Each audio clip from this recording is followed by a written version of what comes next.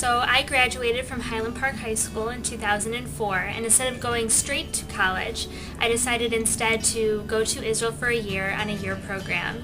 And shortly after that, I decided to make Aliyah to Israel, become a citizen, and serve in the Israeli army.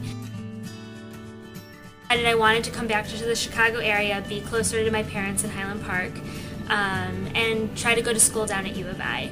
But because of the timing of when I got out of the Army, I couldn't start at the U of I right away. But I knew I wanted to start college. So I went down to Champaign and I enrolled in Parkland College. Now, because I was at Parkland College and not at the U of I couldn't really get involved with any sort of U of I student organizations. But I knew I could walk into Hillels. So I walked into Hillel. I said, listen, I'm not a student at the U of I, but I'm a student at Parkland, and I told them my story, and they said, it doesn't matter, you're a Jewish student in the area, we are your Hillel, welcome. And they just embraced me into the building, all the staff, the students, and it was what I really started to get involved in while I was studying at Parkland. The following fall, I did get into the U of I, and I started being a student there, and instead of running off and not coming back to Hillel, I knew I wanted to be back at Hillel, be at the place where people had embraced me so much so I could embrace other people who wanted to come into Hillel.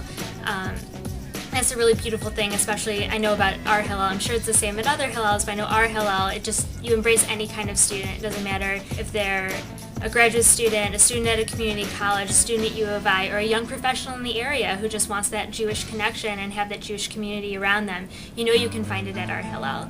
And just the range of religiosity you find at our Hillel, from Orthodox to completely secular and everything in between. There's a place for everyone, and the staff and the students are always trying to make sure that every kind of religiosity in Judaism is represented and they get the kind of programming and services that those student needs. They really want everyone to find their place at Hillel no matter what.